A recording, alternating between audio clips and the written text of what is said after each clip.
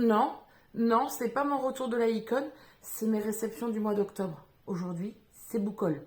C'est parti.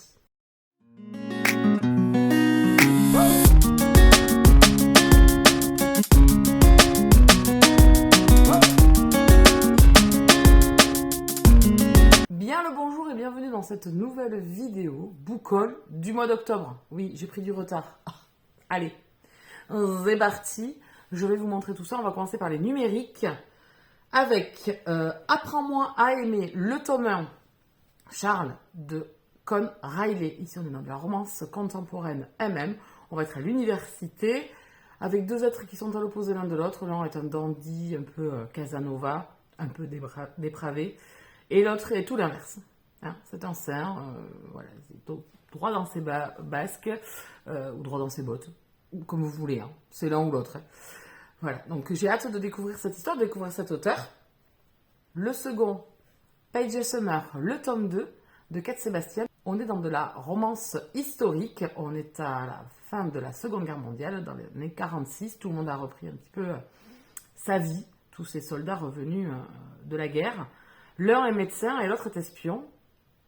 Et ils vont faire un duo de choc un petit peu pour élucider des meurtres et enquêter ensemble. Et le dernier que j'ai reçu en service presse, d'habits funéral à partir de Amélie Astier. Vous le reverrez passer dans le Boucol de la icône, puisque je me le suis acheté.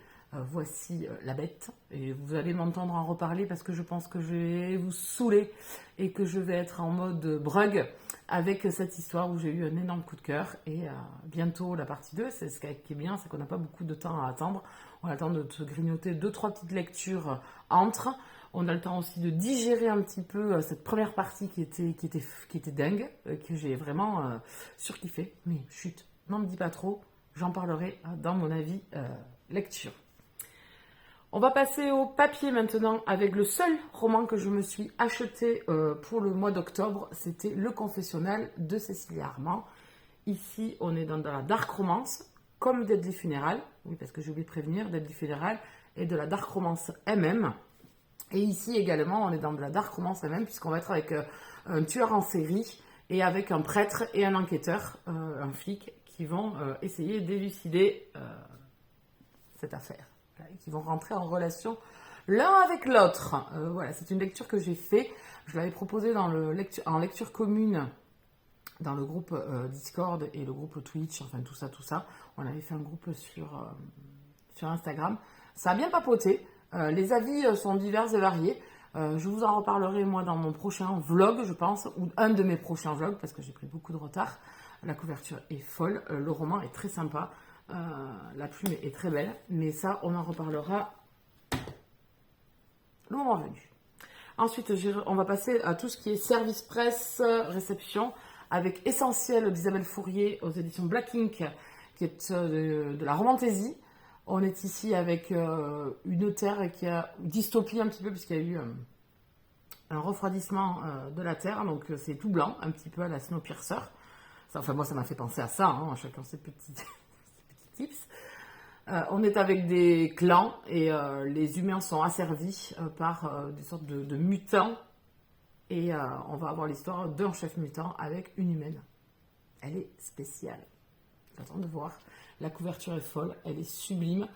C'est donc dans le Masse Critique Babelio que je l'ai reçu. Donc là, il ne devrait pas tarder. Je pense que je vais le lire très prochainement. Ensuite, Bigoudi et Petites Enquêtes, le tome 4, Panique sous le sapin de Naël Charles, que j'ai lu. Par contre, parce que je n'ai pas pu attendre dès que je l'ai reçu, je m'y suis jetée allègrement dessus. Je l'ai fait en audio, j'adore. Depuis le tome... J'ai un doute sur le tome 2, je ne me rappelle plus si je l'ai fait en audio ou pas, mais en tout cas le 3 sûr et le 4 aussi, donc en audio. Vous pouvez vraiment vous régaler également. C'est une saga que j'adore, c'est une saga coup de cœur. Bigoudi Petites Enquêtes, je vous en parle très souvent, c'est du cozy mystery. On va suivre ici une coiffeuse dans une petite ville du nord-est de la France qui va faire équipe bon gré mal gré avec un gendarme local. Et l'entente est compliquée. Compliquée.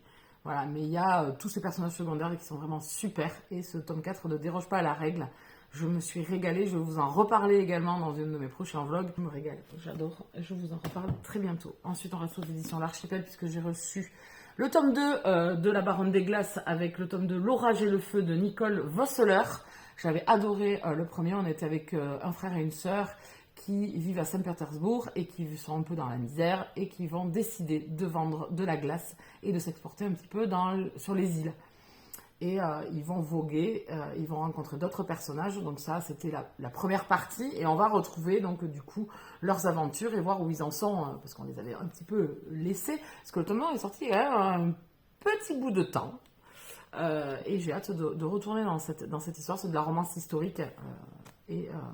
J'avais beaucoup apprécié. Et pareil, je vous en parlerai celui-là au mois de décembre. Ça sera pile poil pour l'hiver. Ensuite, j'ai reçu Les MacPie. La Pie voleuse de Kaji Charles, qui est le 4e opus des MacPie. Attention, c'est un spin-off, parce qu'on ne va pas retrouver forcément principalement les 2 personnages des 3 premiers tomes, mais on est dans l'univers des MacPie.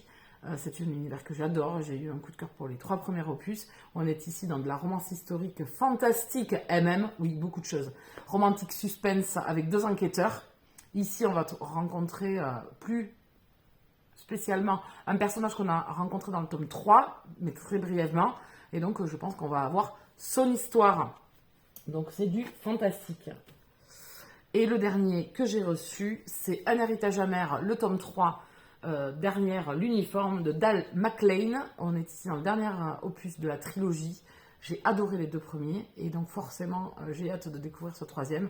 Là voilà, ça c'est mes prochaines lectures. Vous avez dû les voir passer de toute façon dans la pile à lire du mois de novembre ou du demi-mois de novembre, puisque bon, à l'heure où j'ai posté la vidéo, on avait déjà la moitié du mois qui était presque passé. Hein, donc il va falloir se mettre au boulot. Voilà, et je vais découvrir ce dernier opus. J'ai adoré les 2 premiers. On va retrouver les personnages que l'on a laissés. On a fait le tour des lectures, des romans qui sont arrivés dans ma boîte aux lettres au mois d'octobre. Il y en avait quand même pas mal. Alors, il n'y a qu'un achat. Oui, parce qu'il y avait la icône qui approchait, donc j'avais décidé d'être sage. Tout est foutu en l'air avec cette icône. Donc, j'ai quand même été sage au niveau achat, mais quand même, j'ai reçu pas mal de petites choses. Donc, merci beaucoup aux maisons d'édition, aux auteurs pour leur confiance. Et nous, qu'est-ce qu'on fait? Eh bien, on se retrouve une prochaine fois. Est-ce que vous avez beaucoup craqué au mois d'octobre? Dites-moi. N'hésitez pas. Avouez-vous aussi. Venez à Confesse me dire. En attendant, je vais vous laisser là. Je vais vous souhaiter de bonnes lectures. N'hésitez pas à vous abonner sur la chaîne, à mettre un pouce. S'il vous plaît, oui, j'ai déserté. Donc forcément, je suis au plus bas, comme d'habitude. Pas beaucoup d'évolution sur la chaîne. Donc motivez-moi, s'il vous plaît. Et n'hésitez pas à mettre un commentaire, à la partager ou à venir papoter sur les réseaux sociaux. Si vous en avez envie, ou nous retrouver sur le Twitch pour lire avec nous, avancer dans vos lectures et aussi un brin papoter ensemble. À très bientôt, bonne lecture, bisous câlins.